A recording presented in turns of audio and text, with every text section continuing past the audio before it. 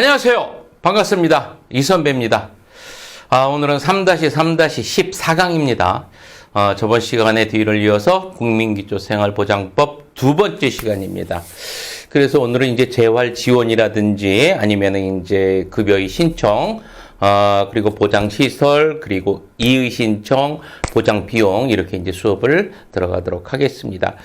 이 선배가 이야기했지만 여러분들 바로바로 끝나고서 그 시간 끝나고 정리하고 이렇게 가야 된다라고 이야기했었습니다. 이 선배가 이제 1교시 같은 경우는 항상 이제 수업하기 전에 전 시간 거 한번 복습하고 가고 그랬었는데, 시간상 이제 그렇게 하기가 좀 힘들어가지고 요즘에는 그렇게 하지는 않습니다만, 여러분들은 계속해서 하고 가야 됩니다. 완벽하게 알고 정리하고 넘어가고.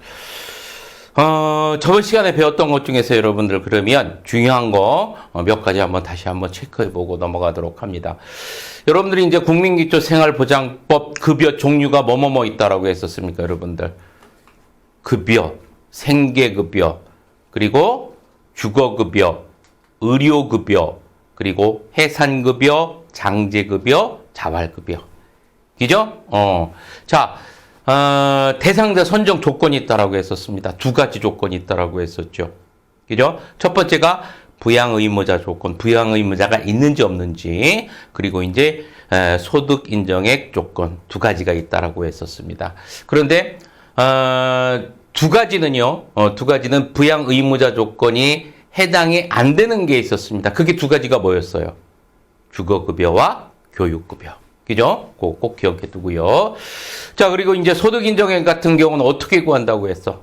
개별 가구라고 했습니다. 소득 평가액, 그리고 재산의 소득 환산액으로 구한다라고 했습니다. 두 개 합쳐서 소득 평가액이라는 건 어떤 거를 이야기한다고 했어요, 여러분들? 근로소득 같은 거. 매월 들어오는 거, 정기적으로 들어오는 거, 임대소득이나 이런 것들, 정기적으로 이렇게 들어오는 건 소득평가액이라고 했었고요. 반면에 이제 우리가 갖고 있는 자산이 있잖아, 재산. 그거요, 또 소득환산액. 재산이라는 거는 뭐까지도 들어간다고 했어요, 여러분들. 뭐, 골프 회원권이라든지, 아니면 고급 승용차 같은 것들도 여러분들 해당이 된다라고 했었습니다. 이 두 가지가 합쳐져서 소득 인정액이 정해지고요. 여러분들, 이 소득 인정액의 기준 중위소득 50% 이하를 뭐라고 했어? 누구라고 했어? 차상위 계층이라고 했잖아. 그렇죠? 소득 인정액 기준 중위소득 50% 이하 차상위 계층, 30% 이하는 뭐 받아? 생계급여 받는다고 했잖아요. 그죠? 이거 꼭 기억해 두고요. 일반적으로 여러분들 소득 인정액 기준 중위소득 1인 가구는 얼마라고 했습니까? 1인 가구가 200만 원 넘는데 그냥 200만이라고 했을 때 200만 원이에요. 200만 원이라고 했을 때 그러면 차상위 계층은 여러분들 얼마 이하? 그렇죠. 50%니까 100만 원 이하 해당이 되는 겁니다. 차상위 계층은. 그러면 생계급여를 받으려면 몇 프로? 30%니까 200만 원에 30%면은 여러분들 얼마가 되겠어? 60만 원 밑으로. 그럴 경우에는 여러분들 생계급여를 받을 수가 있죠. 그 사이 기억을 해두고요. 30%, 50%입니다. 알겠죠? 그래서 생계급여 같은 경우는 기준 중위소득 30% 이하인 자가 이제 해당이 된다라고 이야기했었습니다. 요 정도는 여러분들 우선 머릿속에 팍 박아 두셔야 됩니다. 시험 문제 자주 나오는 것들이니까. 그 정도 여러분들 정리해 두고. 자, 오늘 이제 자활 지원 들어갑니다. 자, 자활 지원 같은 경우는 여러분들 대상자가 누구라고 했었습니까? 다 알고 계시죠? 예, 수급자. 수급자. 뿐만이 아니라 누구까지 포함된다고 했어? 누구까지 포함된다고 했어? 차상위자. 자까지 포함된다라고 했었습니다. 그래서 차상위자까지 포함된다라는 거 여러분들 잃어버리면 안 됩니다. 우선 이 자활 사업을 총괄한다라고 할까요? 그런 어떤 기구가 있는데 그게 한국자활복지개발원입니다. 한국자활복지개발원. 적어드릴까요?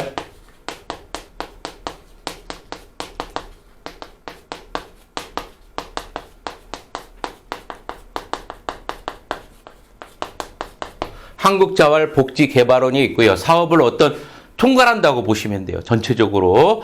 그래서 자활 사업을 수행하기 위해서 설립한 게 한국자활복지개발원이 있다라는 거 우선 머릿속에 기억을 해두고 지역별로 또 나뉘어져 있습니다. 그래서 특별시, 광역시, 도 이렇게 큰데 특별자치도까지 이런 데 설치되어 있는 게 이제 광역자활센터지요. 많이 들어보셨을 거예요, 여러분들. 광역자활센터.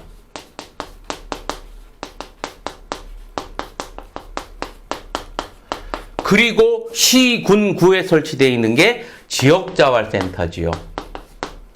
이렇게 구성되어 있다는 거 우선 머릿속에 기억을 해두고 이제 하나씩 한번 살펴보도록 합니다. 자, 자활지원 1번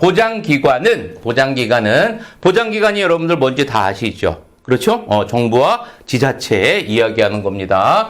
보장기관은 지역자활센터 여기 나와 있네. 지역 시군구에 설치되어 있다라고 이야기했었어요. 지역자활센터에 국유 공유재산의 무상임대, 제가 아니라 됩니다. 자, 무상임대 지원을 할 수 있다라고 나옵니다. 할 수 있고요. 차상위자가 자활에 필요한 자산을 형성할 수 있도록 재정적 지원을 어떻게 한다, 여러분들? 할 수 있다. 당연한 겁니다. 그런데 우리 시험 문제 풀어보면은 여러분들 할 수 있다. 어떤 거는 또 없다. 이거를 여러분들 문제로 많이 만들어내잖아. 그죠? 자, 그래서 차상위자가 자활에 필요한 자산을 형성할 수 있도록 재정적 지원을 할 수 있다. 우리 자활 지원의 대상자는 누구까지 포함된다? 차상위까지 포함된다라는 거 첫 번째 기억을 해두고요. 자, 두 번째 봅니다. 자활기업은 수급자와 차상위자다. 자활기업은 계속해서 차상위자까지 들어갑니다. 50% 이하인 거는 여러분들 앞에서 배웠고요. 수급자 및 차상위자가 어떻게 해서 상호 협력해서 운영할 수 있다. 상호 협력해서. 그래서 수급자와 차상위자가 서로 협력해서 자활기업을 설립, 운영할 수 있다. 두 번째고요. 자, 그리고 세 번째 봅니다. 자산 형성 지원으로 형성된 자산은 수급자의 소득 환산액 산정 시 이를 포함하지 아니한다. 만약에 포함됐을 경우에는 어떻게 되겠어요, 여러분들? 생계급여나 아니면 이런 받다가 올라가다 보면은 못 받을 수가 있겠죠. 금액이 올라가다 보니까. 그래서, 그런 어떤 경우를 좀 이제, 막기 위해서 포함하지 않습니다. 그래서 소득 환산액 산정 시 포함하지 않는다라는 거. 자, 그리고 네 번째 자활 지원 내용에 대해서 보도록 하겠습니다. 광역자활센터, 수급자의 고용 촉진, 자활기관 협의체, 자활 형성 지원을 한다. 이런 내용에 대해서 나와 있고요. 자, 이렇게 해서 이제 여러분들 간단하게 자활 지원에 대해서 여러분들 살펴보았습니다. 자활 지원에 대해서 여러분들 제일 중요한 키포인트는 뭔 것 같아요? 딱 보니까 누구까지 포함된다? 차상위자까지 포함된다. 알았죠? 꼭 기억해 두고요.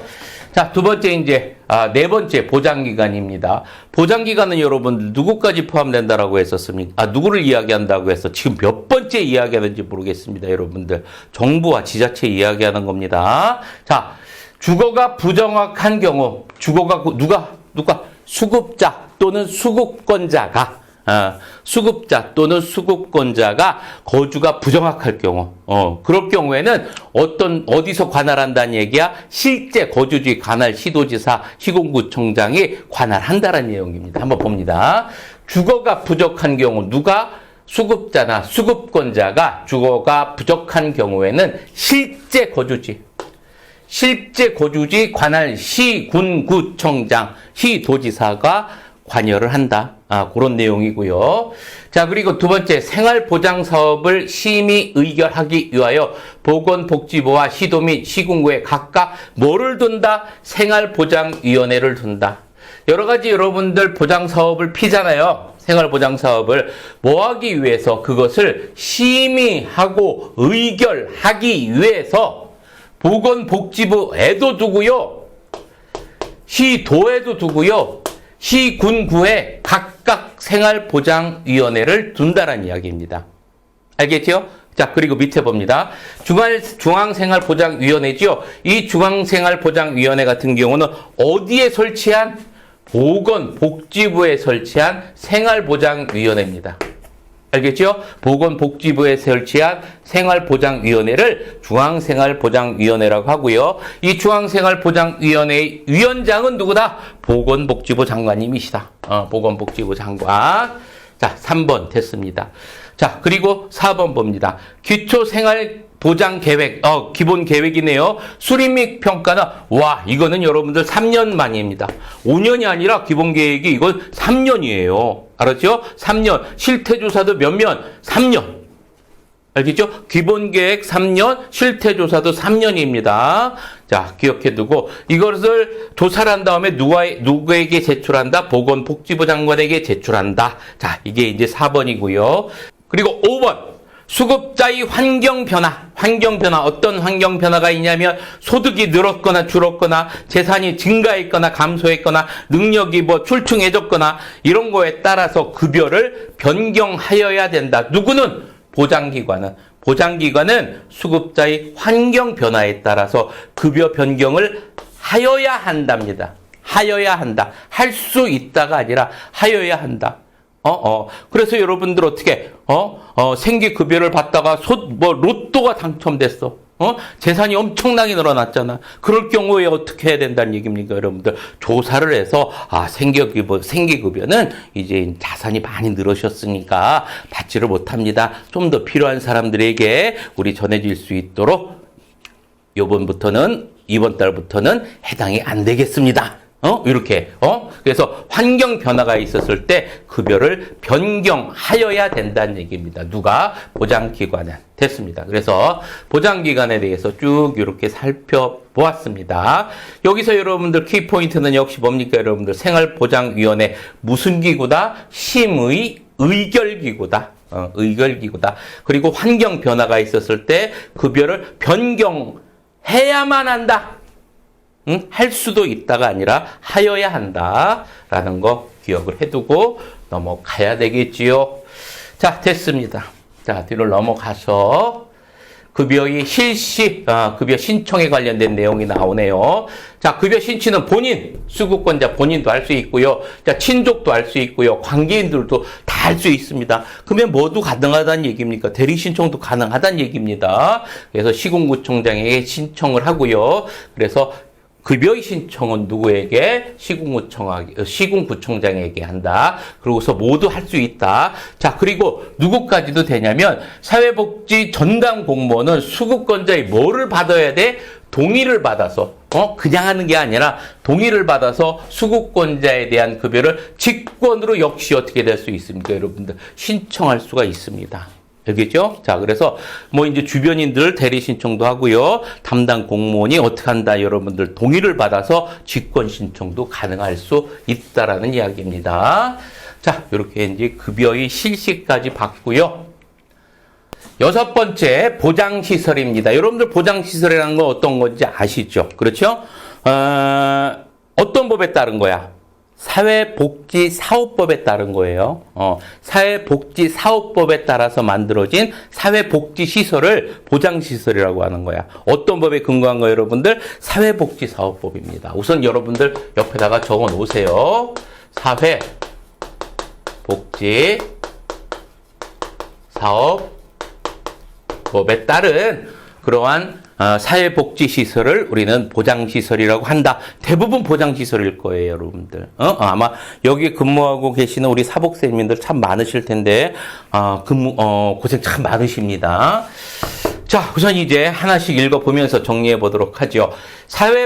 보장시설의 장은 위탁받은 수급자에게 최저기준 이상의 급여를 실시해야 된다. 위탁받은 수급자일지라도 급여에 대해서 어떻게 해야 된다, 여러분들? 최저기준 이상으로 해야 된다는 얘기입니다. 적정선도 아니고요. 이상입니다.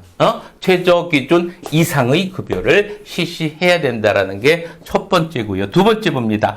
위탁받은 수급자에게 종교상의 행위를, 아마 이럴 목적으로 여러분들 보장시설을 어떤 전도의 목적으로 해서 이제 보장시설을 만들고 이러시는 종교인들도 많으실 텐데, 그런 목적으로 하면은 안 됩니다. 안 됩니다.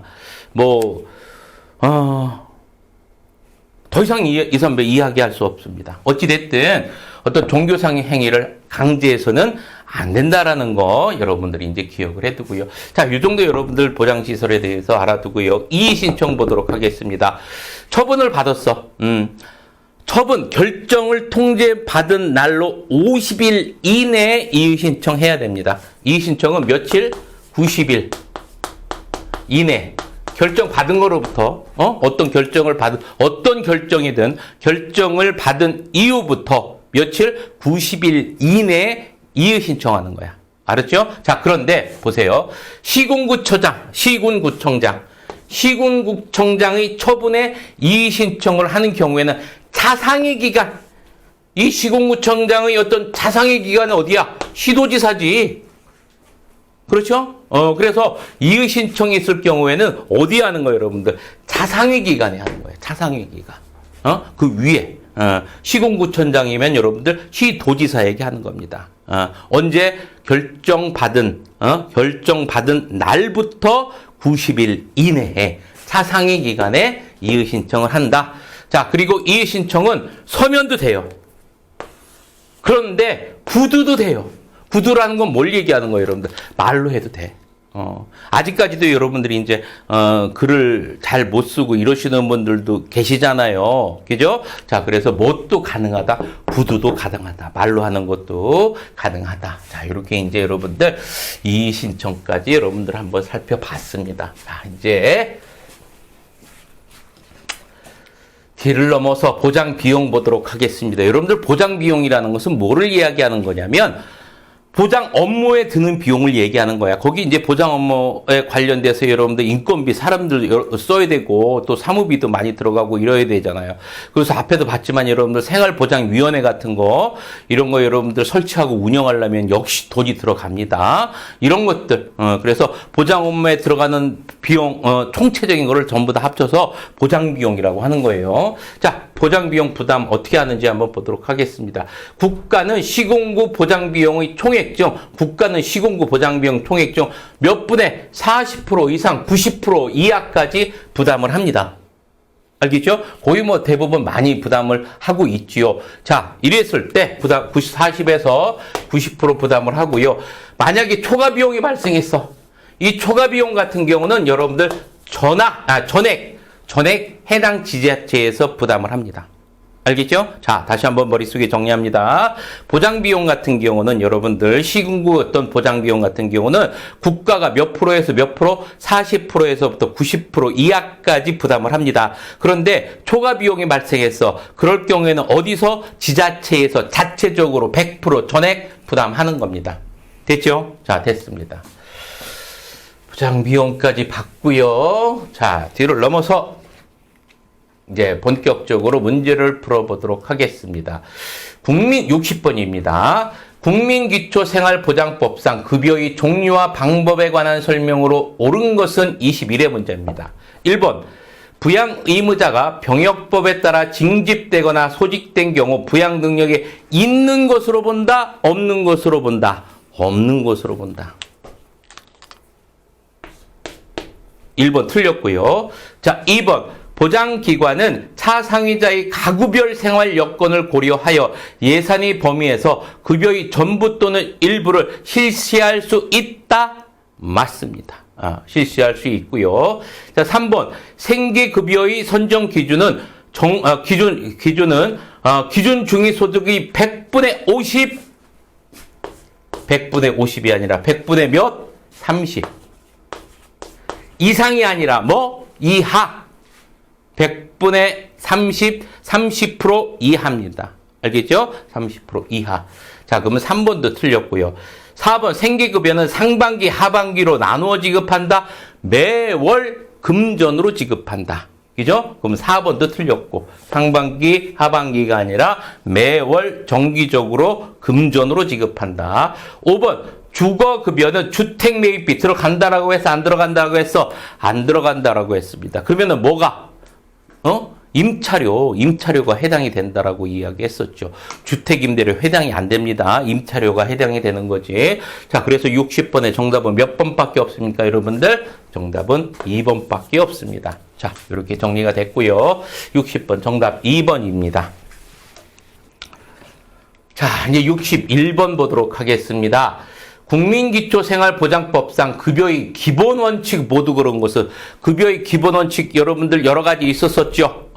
뭐 공공책임이라든지 보충급여라든지 이 선배가 보충급여 중요하다라고 얘기했었습니다. 그리고 이제 가족부양 우선 원칙 그리고 이제 타급여 우선 이런 것들이 있었습니다. 그래서 국민기초생활보장법은 여러분들 보충적으로 활용한다라고 이야기했었습니다. 그래서 근로능력 활용, 보충급여 같은 내용이죠. 그래서 타법 우선이라고 했었고 수익자 부담은 해당이 됩니까? 안 됩니까? 안 됩니다. 국가나 지자체에서 여러분들 부담한다라고 이야기했었죠. 그죠? 자, 그러면 61번에 몇 번? 리을이 해당이 안 되니까 기역, 니은, 디귿 61번의 정답은 3번이 되겠죠. 61번 정답 3번. 자, 62번 봅니다. 국민기초생활보장법상 보장기간에 관한 설명으로 옳은 것은 21의 문제입니다. 교육급여 및 의료급여는 시도교육감이 실시한다. 교육급여는 어디라고 했어요, 여러분들? 교육부 장관. 그죠? 자, 그리고 의료급여의 보장기관은 어디? 보건복지부 장관. 그렇죠? 자, 그래서 시도교육감이 실시한다. 틀렸습니다. 1번. 자, 2번. 생계급여는 수급자의 거주지를 관할하는 시도지사, 시공구청장 실시 맞고요. 2번. 3번. 보장기관은 위기개입상담원을 배치해야 된다. 보장기관에는 여러분들 누가 여러분들 배치되어 있어야 되죠? 사회복지 전담 공무원이 배치되어 있습니다. 알겠죠? 그래서 위기개입상담원이 아니라 사회복지 전담 공무원이 배치되어 있다라는 거 기억을 해두고요. 그럼 3번도 틀렸고요. 4번. 생활보장위원회는 자문기구가 아니라 뭐라고 했어? 자문기구가 아니라 심의, 의결기구라고 했었습니다. 자문기구가 아니라 심의, 의결기구라고 했었고요. 그럼 4번도 틀린 거고. 5번 봅니다. 소관, 중앙행정기관의 장은 5년마다 기초생활 시행계획을 5년 기본 기초생활 시행계획을 수립해야 된다. 5년마다가 아니라 몇 년마다? 3년마다. 그렇죠? 5년마다가 아니라 3년마다입니다. 자, 그럼 62번에 맞는 게 몇 번밖에 없습니까, 여러분들? 뚜루룩 2번이 되겠네. 62번의 정답 2번입니다. 이 수업하다 엉뚱한 생각하면 안 되는데 이 선배가 엉뚱한 생각을 했었습니다. 그냥 웃음이 나와서. 자, 63번. 국민기초생활보장법령상 급여에 관한 설명으로 옳은 것은 급여에 관한 설명입니다. 13회. 자, 1번 보장기관이 차상위자에 대하여 가구별 생활 여건을 고려하여 지급하는 급여는 생계급여로 한다. 차상위자는 여러분들 몇 프로? 50%입니다. 그렇죠?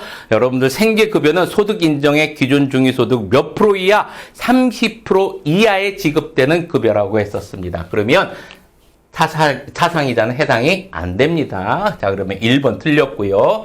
자, 2번. 보장기관은 수급자의 소득, 재산, 근로 능력이 변동되는 경우 직권으로 급여의 종료, 방법 등을 변경할 수 있다. 맞죠? 그렇죠? 자, 그러면 2번 맞았습니다. 자, 3번 봅니다. 수급자가 시장, 군수, 구청장 처분에 대하여 이의 신청을 하는 경우에는 보건복지부 장관, 시, 군, 구청장이니까 차상이니까 뭐 어디에? 시, 도지사지요. 차상위 기관이니까 시, 도지사에 해야 됩니다. 그럼 복지부 장관 아닙니다.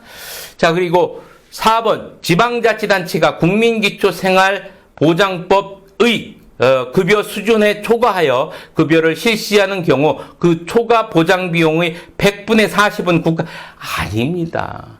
초과 비용은 어떻게 한다라고 했었습니까, 여러분들? 초과 비용은 전액 어디서 지자체에서 다 부담해야 된다라고 이야기했었었지요.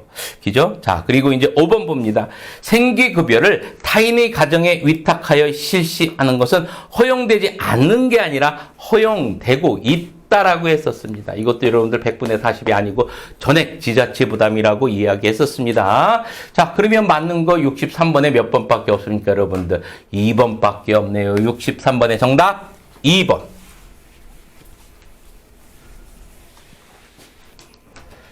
자, 64번 봅니다. 국민기초생활보장법상 소득의 범위에 해당된 소득은 어떤 거라고 했어요, 여러분들? 정기적으로 들어오는 거라고 했었어. 그죠? 퇴직금 정기적으로 들어오면 아이고 너무 좋겠다. 그렇죠? 퇴직금 정기적으로 들어오면 아니지. 그죠? 임대소득 매달 들어와. 사업소득 매달 들어와. 국민연금 그렇죠? 정기적으로 받아. 그러면 다 포함되네. 2번, 3번, 4번, 5번. 해당되지 않는 것은 몇 번? 64번의 정답은 1번이 되겠죠. 아이고 퇴직금도 매달 들어오면 얼마나 좋겠습니까? 얼마나 좋게요. 자, 65번 봅니다. 국민기초생활보장법의 내용으로 옳은 것은 16회 문제입니다. 국외에 체류하는 외국인도 수급권자가 된다. 그러면 얼마나 좋겠습니까? 국외에 체류하면 안 됩니다. 자, 2번. 기준 중위소득은 지방자치단체별로 중앙생활보장위원회가 고시한다. 기준 중위소득은 누가 고시한다라고 얘기했었습니까, 여러분들? 보건복지부 장관이 고시합니다. 알겠죠? 보건복지부 장관이 고시합니다. 보건복지부 장관이 고시해요. 자, 2번 틀렸고요. 주거급여는 여성가족부 소관으로 한다. 주거급여는 어디 소관이라고 했었습니까? 국토교통부 장관이 수관이라고 했었죠. 자, 그러면 여성가족부가 아니라 국토교통부 장관이 소관이라고 했었고요. 4번. 보장기관은 차상위자가 자활에 필요한 자산을 형성할 수 있도록 재정적 지원을 할 수가 있다라고 했었습니다. 할 수가 있다. 자, 그리고 5번. 소관 행정기관의 장은 수급자의 최저생활을 보장하기 위하여 3년마다 소관별로 기초생활보장 기본계획 3년마다 기본계획을 수립하여 보건복지부 장관에게 제출하여야 된다. 틀린 구석 하나도 없습니다. 그러면 65번의 정답은 몇 번? 5번이 되겠습니다. 됐죠? 자, 됐습니다. 뒤로 넘어가서 이제 66번. 국민기초생활보장법의 내용으로 옳지 않은 것은 66번 옳지 않은 겁니다. 자, 1번 수급자에 대한 급여는 정당한 사유 없이 수급자에게 불리하게 변경할 수 없다. 맞습니다, 여러분들. 수급자란 이 법에 따라 급여를 받는 사람. 수급권자는 받을 자격이 있는 사람. 받는 사람은 수급자. 3번. 이 법에 따른 급여는 건강하고 문화적인 최저생활을 유지할 수 있는 것이 최저생활 유지 맞고요. 자, 4번. 수급자 및 차상위자는 상호 협력하여 자활기업 설립 운영할 수 있다라고 얘기했었습니다. 5번. 교육급여는 보건복지부 장관이 소관으로 한다. 교육급여는 어디 소관이라고 했다, 여러분들? 교육부 장관이 소관이라고 이야기했었죠. 자, 그러면 66번에 몇 번 틀린 거예요, 여러분들? 5번이 틀린 거예요. 66번에 5번. 됐죠? 자, 66번 됐고요. 자, 이제 67번 문제 보도록 하겠습니다. 국민기초생활보장법령에 관한 설명으로 옳지 않은 것은 13회 문제입니다. 1번 수급권자를 부양할 책임이 있는 부양 의무자에는 수급권자의 손자는 포함되지 않는다. 이 선배가 이야기했었죠. 수급권자는 뭐만 해당된다? 1촌만 해당된다라고 했어. 1촌. 손자는 여러분들 몇 촌이야? 2촌이잖아. 그렇죠? 그러니까 해당이 된다, 안 된다? 안 된다. 포함되지 않는다. 맞습니다. 자, 그러면 1번 맞고요. 자, 2번 수급권자의 친족도 수급권자에 대한 급여를 신청 가능하다라고 했었습니다. 2번도 맞고요. 3번 보장기관은 급여를 개인 단위로 실시하되 뭐 단위로 실시한다고 했습니까? 개별 가구 단위로 실시한다고 했어. 개별 가구 단위로 실시하고요. 필요한 경우에는 개인 단위로 실시한다라고 했었죠. 헷갈리면 안 됩니다. 자, 그래서 보장기관은 급여를 개별 가구 단위로 실시를 하고요. 필요한 경우에는 개별 가구가 아니라 개인 단위로 실시한다고 했었습니다. 그러면 몇 번이 틀린 거예요, 여러분들? 67번에. 3번이 틀린 거네요. 그 3번 정답 나왔고요. 4번, 5번 계속해서 보도록 하겠습니다.